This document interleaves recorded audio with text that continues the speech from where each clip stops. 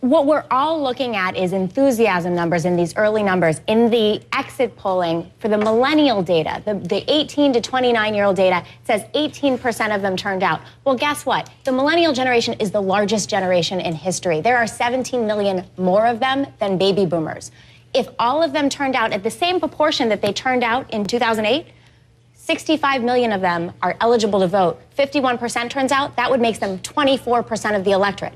That would mean that if 18% have turned out, there's a depression in enthusiasm in the youth vote. A lot of money was spent by Republicans and Democrats on this race, almost $90 million more dollars on the Republican side if you count all the outside groups and the hard dollars raised. Republicans are going to be looking at each other wondering where that money went. I think what you'll see is the Republican Party take a moment, step back, and descend a little bit into warlordism as it did at the end of in 2008. I think there's going to be a lot of fighting because the Republican Party is made up, the conservative movement, of many different factions: libertarians, economic libertarians, social conservatives, national security hawks. There's going to be fight over the narrative, over who is going to control the Republican Party, and there is no elected leader of the Republican Party for the next 4 years. The predominant thought in the marketplace, too, is that Wall Street was hoping that Romney would win only because they felt that the combination of the president and the Republican Congress, this intransigent Republican Congress, simply couldn't get the deal done, that something needed to go. But that's like saying that the Republicans get to be rewarded by being intransigent because Democrats couldn't get anything done, so you got to give it to Republicans. The tone that we're going into Washington in is entirely polarized. 80%, over 80% of the advertisements on both sides in this election were negative advertisements. This was highly scientific, advanced market segmentation of voters. The Bush 04 campaign did this, and then the Obama campaign took it to the nth degree.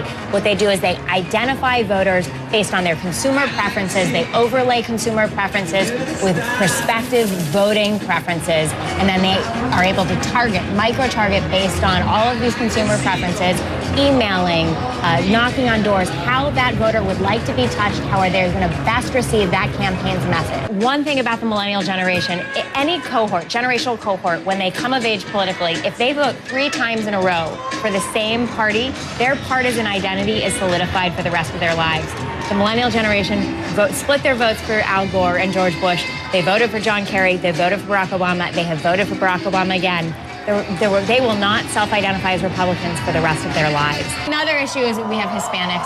About 25% voted for Mitt Romney this time, down in 2004 from 40%, maybe 44% for the Republican Party. So clearly the Republican Party has work to do with this. And President Obama won 12 points women, that he increased his margins on women. So we talk about Nixon's 1972 strategy, a 50-state strategy. It's not just about geography anymore for the Republican Party, it's about demographics. The point about money, against the backdrop of a $16 trillion debt and deficit, the one issue that Mitt Romney consistently pulled ahead of Barack Obama in every single swing state by all the independent voters, every single time you asked him, debt and deficits. Well, this is a really interesting question, is whether the Republican primaries and having 20 debates were actually good for the Republicans in the general election. And I think there are a lot of Republicans who will scratch their heads and they will defend it. But there are a lot of folks who will say this was not a good thing because Mitt Romney simply could not reconcile saying to Hispanics, self-deporting. I cannot emphasize what a historic night this is for the gay rights movement. It's the first time it's been put up to vote and actually passed. It has gone to a ballot 33 times and failed. And now in one night, it is likely that 4 of 4 have won. We won't know Washington for 3 days or so because they're all mail-in ballots.